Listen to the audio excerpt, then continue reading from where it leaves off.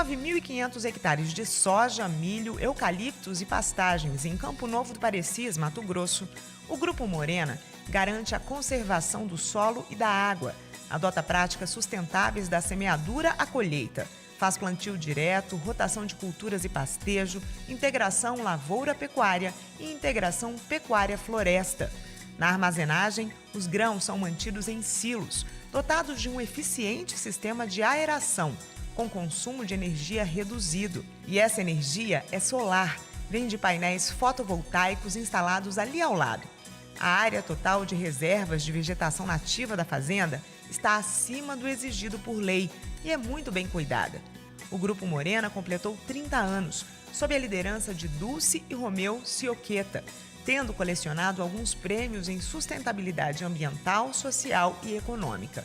Mas o reconhecimento público não é o foco principal de seus colaboradores, 15% dos quais são familiares do casal pioneiro.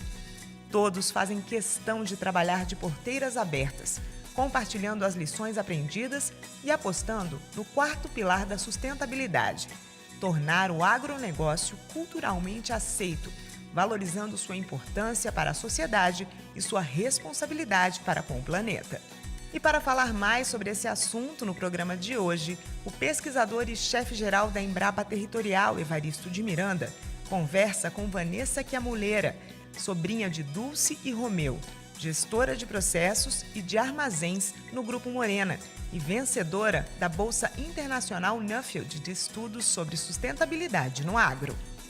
Olá, bem-vindos ao Brasil Verde, um programa dedicado à sustentabilidade da agropecuária brasileira. Sempre nós repetimos que não estamos aqui para discutir só ideias. Nós trazemos pessoas que fazem, realizam, trabalham, tudo em prol dessa sustentabilidade. E hoje nós vamos trazer o exemplo de uma grande propriedade, não é? Essas grandes propriedades do Brasil que produzem soja, milho, eucalipto, também criam gado, confinado, semi-confinado, fazem diversos tipos de integração. E nós temos hoje o exemplo do Grupo Morena, lá no Mato Grosso, e a alegria de receber aqui conosco para conversar a Vanessa. Bem-vinda ao Brasil Verde, Vanessa. Olá, Evaristo. Muito obrigada, agradeço muito o convite, eu estou muito contente e bastante honrada de estar dividindo aí hoje esse programa com você. Muito obrigado. Para nós também é uma alegria recebê-la aqui, e os jovens realmente são hoje um fator de transformação, de mudança, não é? Nas propriedades rurais em todo o Brasil, e você é um exemplo disso, desse dinamismo, desse empreendedorismo que a gente vê na juventude.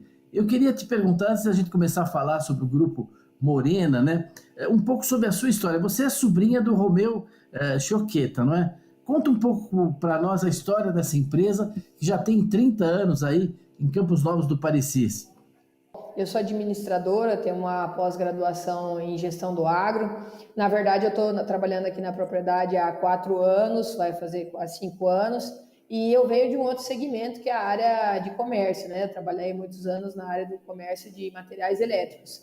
Mas sempre fui uma pessoa que gostou muito ali do agronegócio. Então, hoje a gente trabalha aqui então no Grupo Morena, uma empresa que já tem 30 anos. Tudo começou lá atrás com o Romeu arrendando um pequeno pedaço de terra. Mas as coisas aqui no Mato Grosso são muito promissoras, né? É um estado muito pujante e os negócios vêm crescendo aqui. E diversificando principalmente, não crescendo só em termos territoriais, né? A gente vem há alguns anos diversificando a nossa produção para fazer um incremento aí em toda essa renda, em todas essas coisas. Então, a gente é familiar também, né? Estou aqui na gestão de processos, que é uma parte mais estratégica administrativa, e também fiquei responsável do setor de armazenagem há um ano atrás.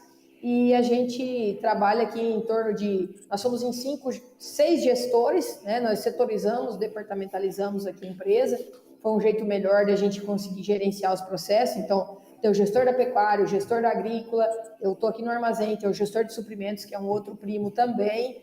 E a gente está conseguindo conciliar essas questões aí entre família, empresa, porque é um desafio a mais, né? Claro. Vou só, já que você falou que você está responsável pela armazenagem, não é?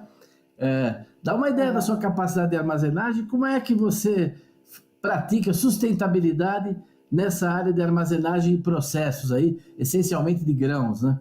Hoje aqui no Grupo Moreno nós temos uma capacidade de 500 mil sacos, né, a nossa capacidade, e a gente tem aqui trabalhado toda essa nossa produção de soja, inclusive o milho safrinha, ela gira aqui nesse armazém, que dá um diferencial e uma vantagem competitiva.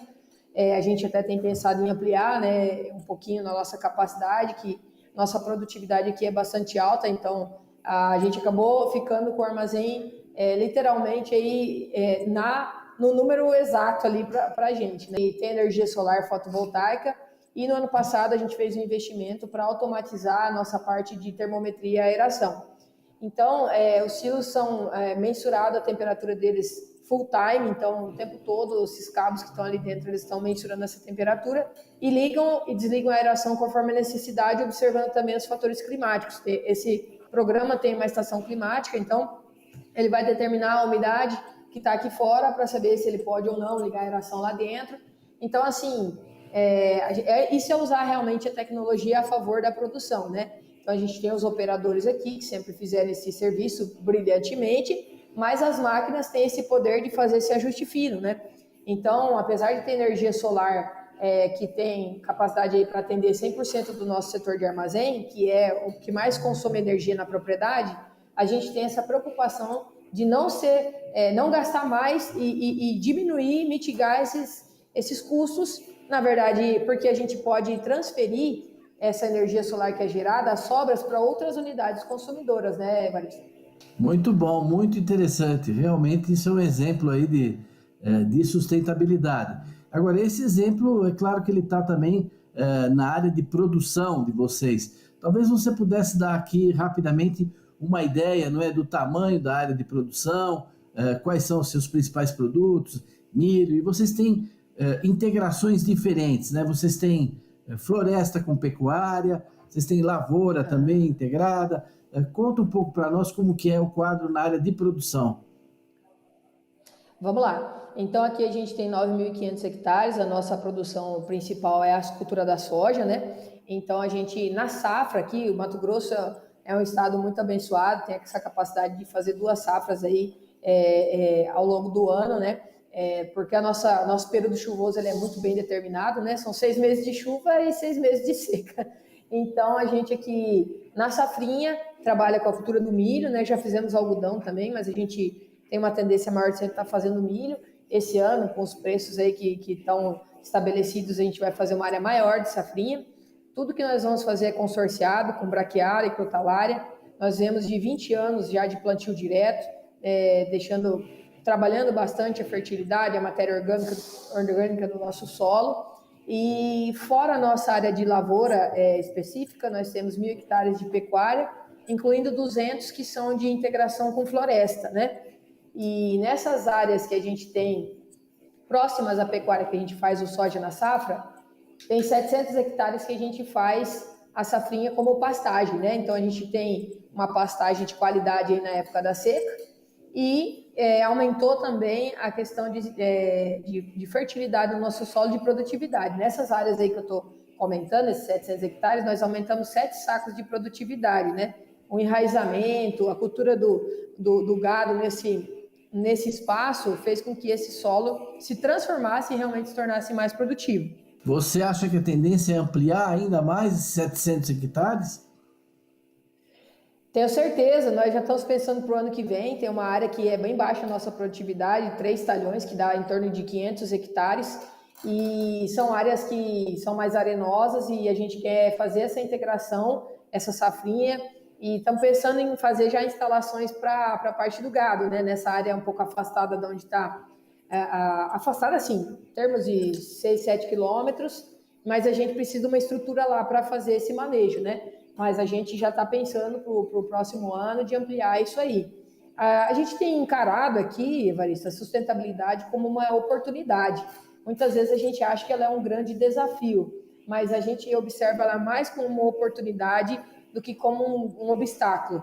Então a gente tem conseguido melhorar os nossos números, ser mais eficiente, garantir mais a parte do solo, da fertilidade, da saúde do solo, Porque muitas vezes as pessoas pensam mais só nas reservas como questões sustentáveis, né? A gente tem as reservas também, mas o solo é o nosso principal insumo, é ele que a gente tem que cuidar para que ele tenha perenidade e o nosso negócio poder continuar. Não só o nosso negócio, mas o planeta, as próximas gerações, né? Então a gente tem pensado nesse sentido. Vocês estão cobertos de razão de ter essa perspectiva e de tornar quase sinônimo, né, a questão da inovação, da competitividade e da sustentabilidade. Elas vão juntas, né? Sem inovação não tem competitividade, não tem sustentabilidade e vice-versa. Quer dizer, essas coisas caminham bem juntos aí no Grupo Morena, né? E você falou, vocês têm bastante vegetação protegida, quer dizer, áreas dedicadas a título não só de APP, Reserva Legal, mas vocês têm até excedente de vegetação. Dá só uma ideia rápida do quanto vocês têm nessas áreas, como é que vocês fazem para garantir a manutenção dessas áreas? Nós temos quase 4.000 hectares, 3.800 hectares de reserva, e elas estão situadas em 2 rios importantes aqui na região do Chapadão do Parecis, que um deles é o Rio do Sangue e o outro é o Rio Sucuruína.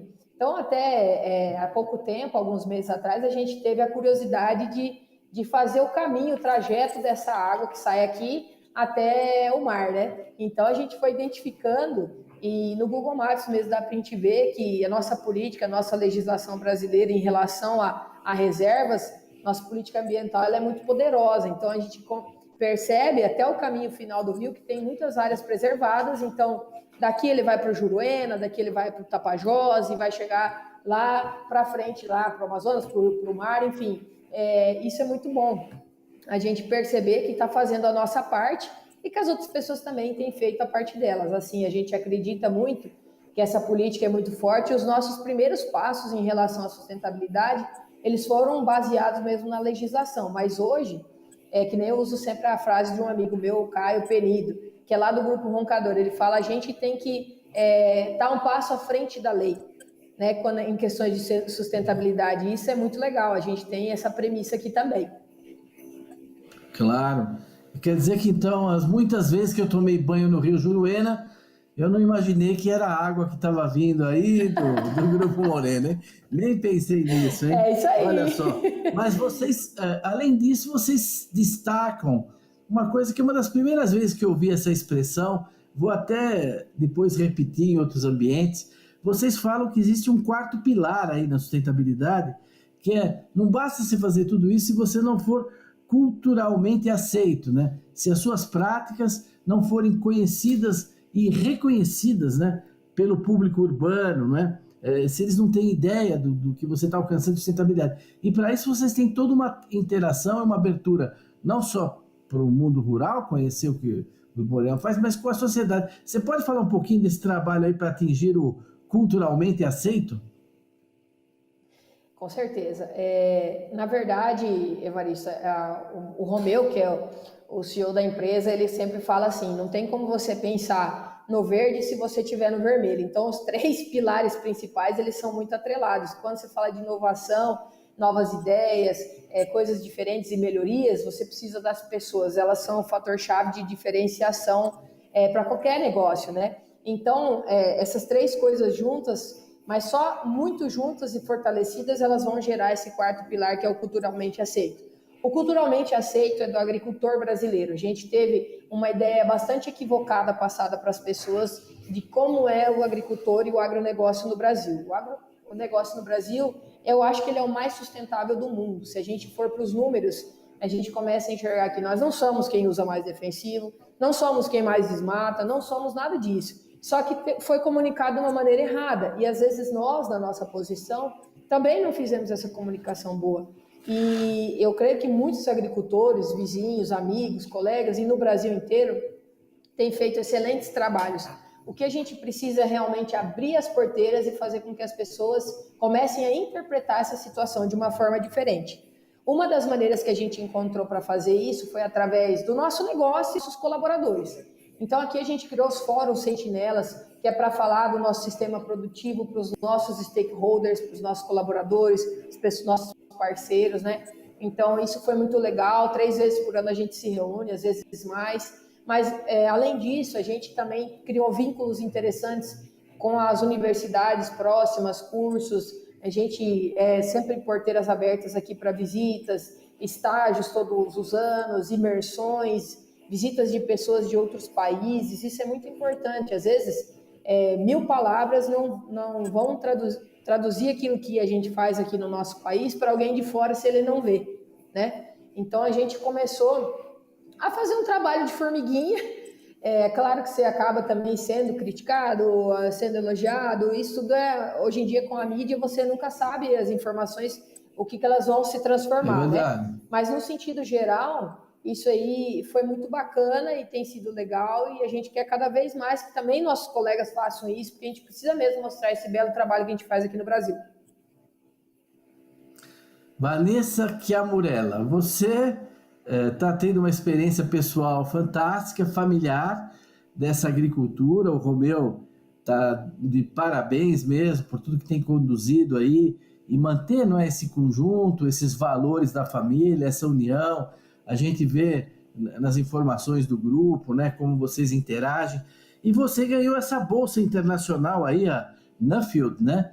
E você vai nos abandonar aí, ou vai andar muito durante 2 anos aí por esse mundo.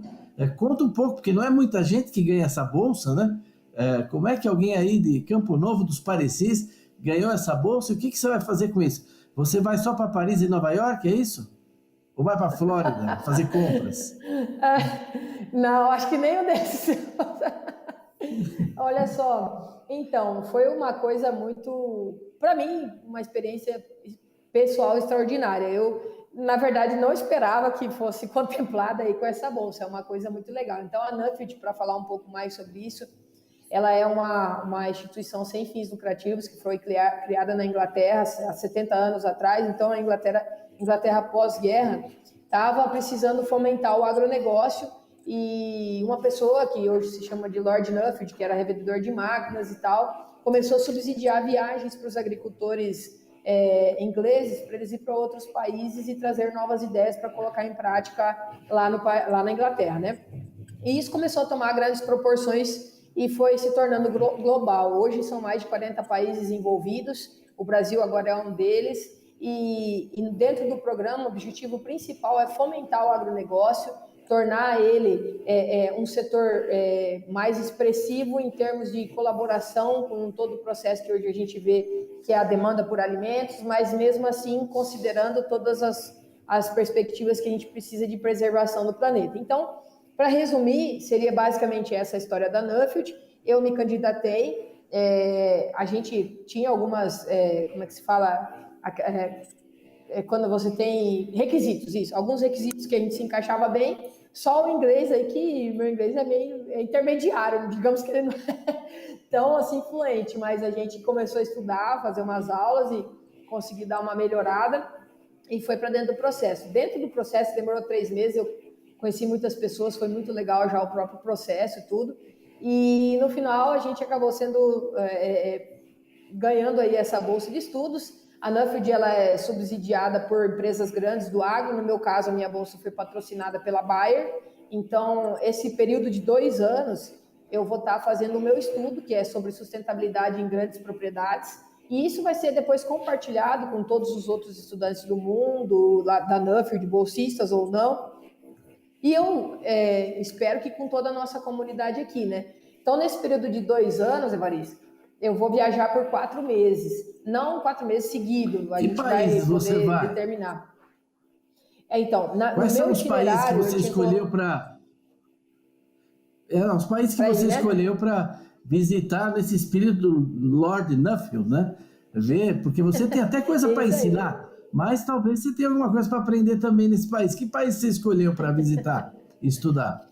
Então, a gente escolhe os países no final do nosso estudo, mas eles sempre solicitam uma prévia de 4 países principais. Então, eu coloquei no meu plano de viagem Israel, por causa da situação da utilização da água, o Japão, porque contempla toda essa parte tecnológica, Singapura, que é um país que trabalha muito com o lixo também, compostagem, coisas assim, e a Holanda, que tem todas aquelas hortas verticais, todas aquela situação que eles têm uma proposta de produzir o dobro com a metade dos recursos, então não tem nada talvez mais sustentável que esse posicionamento, né?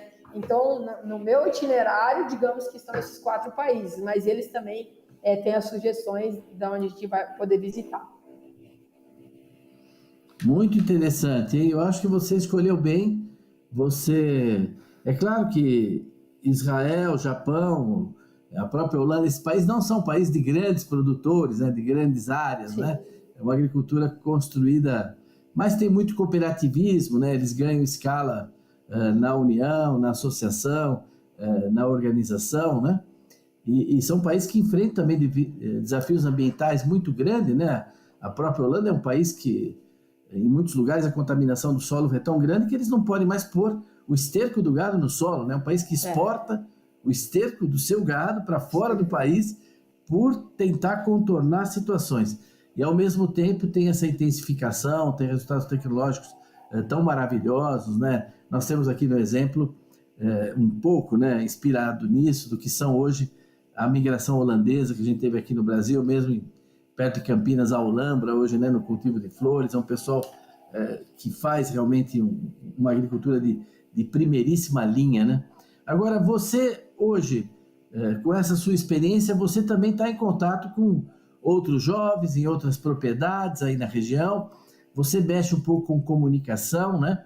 Quer dizer, o Grupo Moreno tem aí uma contribuição muito específica sua no seu dinamismo. Você também trabalha um pouco com o pessoal de rádio. Conta um pouco para nós esse trabalho que você faz na área, um pouco de comunicação mesmo, né? Que vai além até do Grupo Moreno e atinge os agricultores aí em todo o estado, né?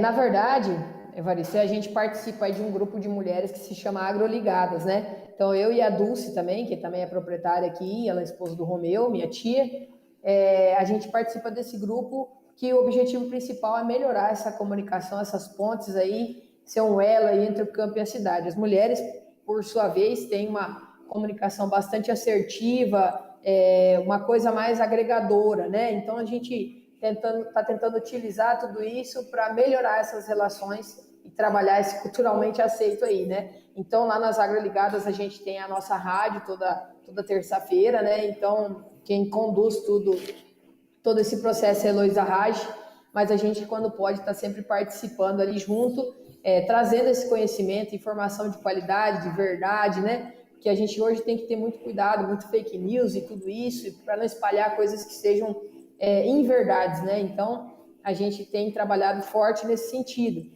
A parte da comunicação que a gente também faz aqui no Grupo Morena, né? A gente tenta mostrar um pouco do nosso trabalho, mas de maneira nenhuma a gente não é melhor que ninguém. Tem muita gente fazendo muita coisa boa. Só que a gente optou por realmente abrir as porteiras. De uma certa maneira, você acaba se tornando vidraça para algumas críticas e tudo, mas isso não tem problema.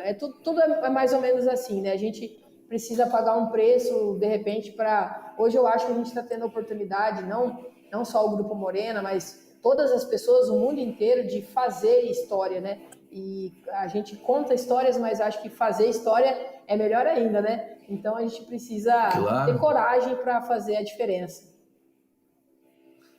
Isso vocês estão fazendo mesmo aí, e vocês são, como eu sempre digo, não é que são um modelo, né?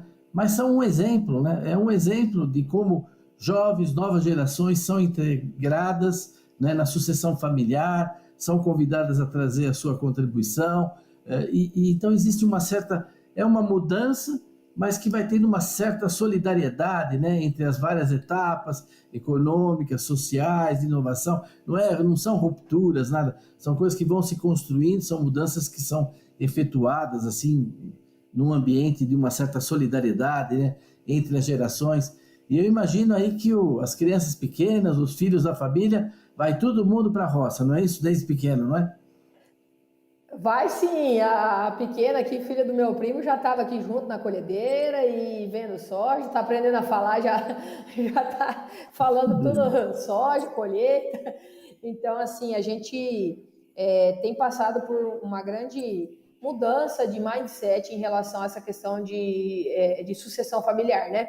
Então a gente vem aí do Romeu, que é uma pessoa e um CEO extremamente aberto, extremamente inovador, empreendedor, e tem aceitado bastante as nossas ideias aí, minha, dos meus primos, que estamos aí encarando esse desafio da gestão, que não é fácil também, né? A gente trabalhar, nós não temos, acho que aqui, mais conflitos de gerações, a gente tem aprendido a trabalhar junto, a experiência e as ideias novas. Então, claro que tudo pode ser melhorado, mas eu acredito que isso está indo bem, que a gente... Mas para isso a gente teve que buscar também cursos para a gente se entender melhor nessas gerações e pessoas para nos ajudar, porque são pensamentos diferentes, né? Mas no geral a gente tem conseguido trabalhar bem e isso é bastante legal, porque a gente vai passando esse amor, esse carinho pelo campo aí entre as gerações. Olha, eu queria agradecer muito a sua participação no nosso programa. Eu vou deixar a palavra depois para você fazer um encerramento, mas assim, foi muito boa. Um abraço meu aí para o Romeu, para todos. Um dia desse, quando der, eu vou aí tomar um tererê aí com vocês, ou um mate, conversar, visitar aí essa propriedade. É uma região extraordinária, que orgulha muito a agricultura do Brasil. E você é uma figura muito simpática, foi muito bom ter você aqui conosco. Muito obrigado pela sua participação. Eu passo a palavra para você para um rápido encerramento seu, que nós estamos em cima do tempo. Tá, Joia, eu agradeço muito pelo convite, eu estou muito feliz de poder participar, como eu disse, uma grande honra, e você está convidado, assim como todos, a vir aqui para o Grupo Morena, é só bater na nossa porta que a gente está sempre bem disposto para atender todo mundo. Grande abraço. Obrigado, agradeço a todos a atenção desse programa, que foi muito animado, não é? E convido para estar junto aqui conosco na semana que vem, de novo, no Brasil Verde. Até lá!